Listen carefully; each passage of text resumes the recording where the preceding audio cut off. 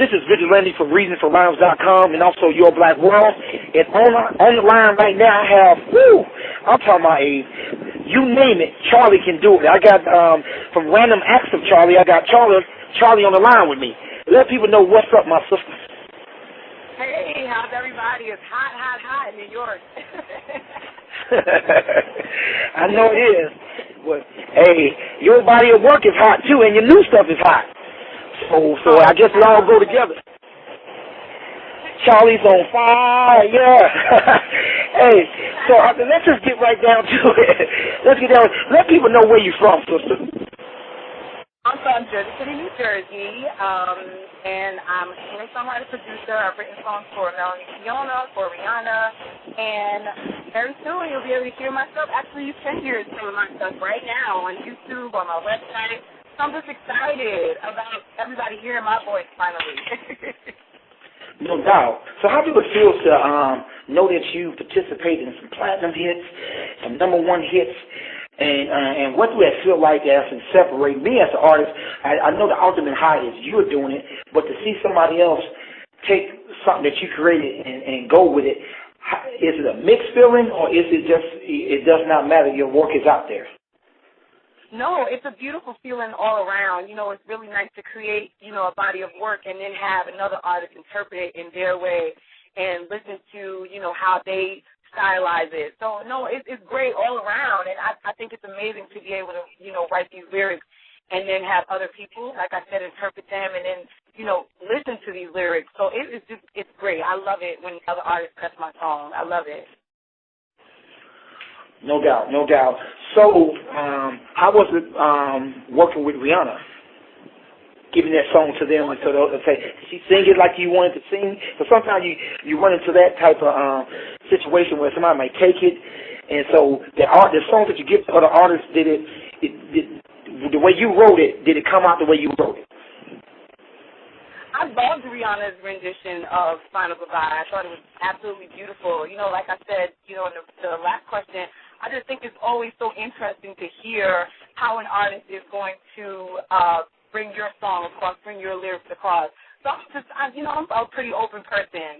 So as long as it sounds good, I'm with it.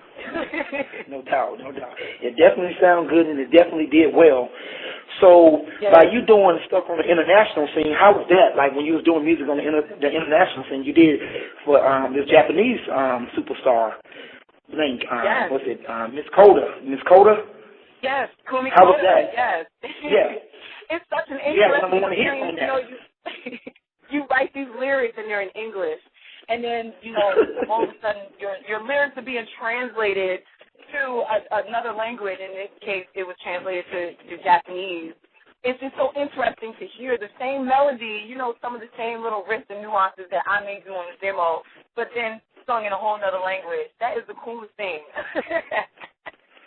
Hey, man, that's amazing. And then you got a whole other audience that hearing your music, and so the translation kind of went through, huh?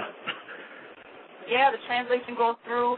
And, I think sometimes, melodies and words, they transcend languages. You know what I mean? It's like a smile. Yeah. Like if you smile here in America, it's the same smile in Japan, the same smile in Korea. So I really believe that music has that special thing that it just kind of transcends continents and people. No doubt. So tell the people about your mixtape called BPMs and, the song that I heard, You Should Let Me Love You. Tell me about that, the video, and everything about what the transition from a writer to a singer, and let people know what is your movement.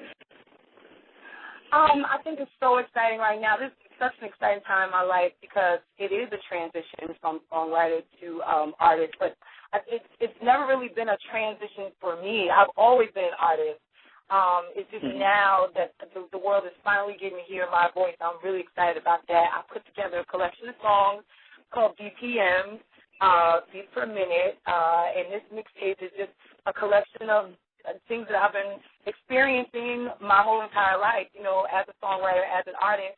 I've also taken time to just be a regular person, and I wanted to just write about all those real-life experiences that may have happened to me, what happened to other people that I've known, and just share those experiences with the whole wide world. So that's how BPMs was born. So, I'm definitely loving the old school stuff. So, Will You Still Love Me, there was originally recorded by the Shirelles. What made you want to go after that one? I love that song. I used to listen to, my mom, she actually had a Roberta Flack record, a best Roberta Flack record in my house when I was younger. And we used to turn it on Sundays, cleaning the house, just hanging around the house.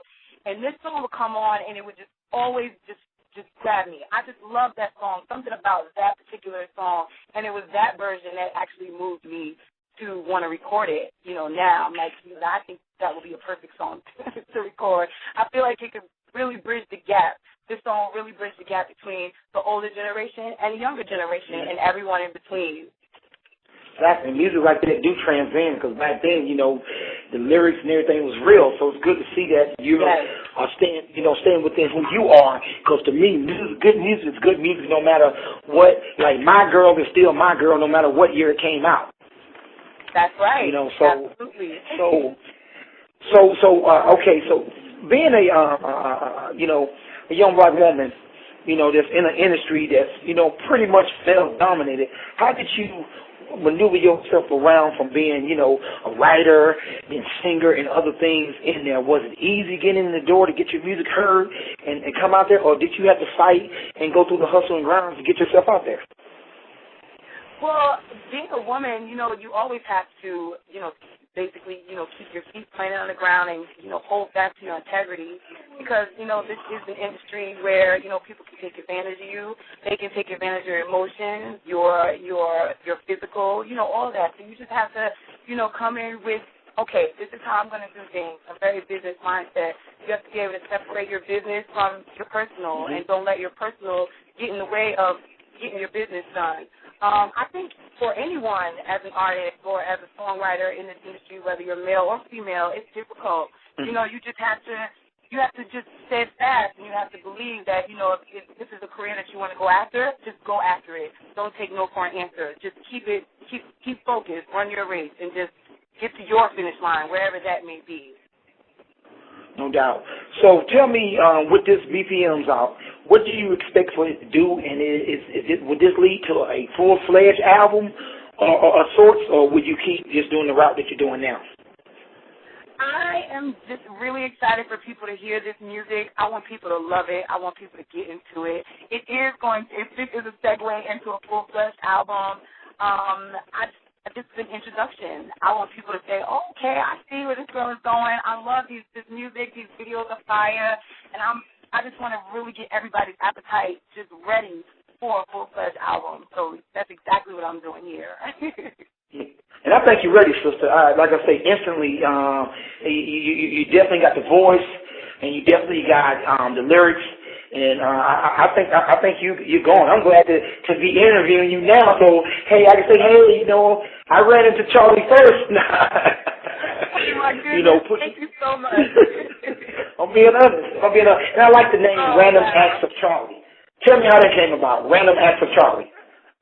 Well, as a songwriter, I've written songs, different genres, pop, R&B, country, and I've always felt like I related to each genre equally. I just love music. When it came time to, sit down and, start putting my project together, I didn't want to limit myself. I feel like I bring an element of soul to all those genres, and I wanted to tie all those genres into my project so that I can initially just, sing whatever type of style of music I wanted to with that same element that's pulling everything together, which is soul. So that's how Random Act of Charlie came to be, because each song is a random act. Yeah, and I like how you put the AX to it, you know what I'm saying? It's like chopping all those genres together, with the AX. Absolutely. Yeah, that's hot. That's hot. You need to put it on a T-shirt. Random Acts of Charlie. That's tight. And I'm going to send you one. I'm going to send you a T-shirt. Please do. So anything you want to tell the audience, as we wrap up, but this is we're definitely going to do a follow-up with this. As you wrap up, anything you want to tell Your Black World audience and the Reason for Rhyme audience? I want everyone to be on the lookout for BPMs, which will be dropping on July 29th. My mixtape is just a conglomerate of amazing songs that I just want all of you to just really get into. You can subscribe to my YouTube page, Random Acts of Charlie. It's RANDOMAXOFCHARLIE. You'll see some videos there from some songs on my mixtape. Please feel free to visit my website, www.randomactsofcharlie.com. You can follow me on Twitter at Random Acts Charlie on Twitter, my handle on Twitter. I'm on Instagram. I love posting pictures, Random Acts of Charlie. And once again, Random Acts of Charlie is spelled RANDOMAXOFCHARLIE. No doubt, sister. Hey, we're going to see you at the top. I predict that you're going to make headways. You keep pushing. I love your focus.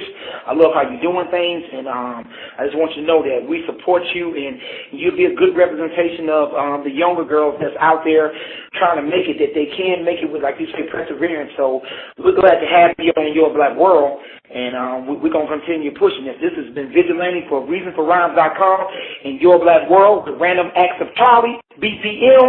Pick it up, and we are out.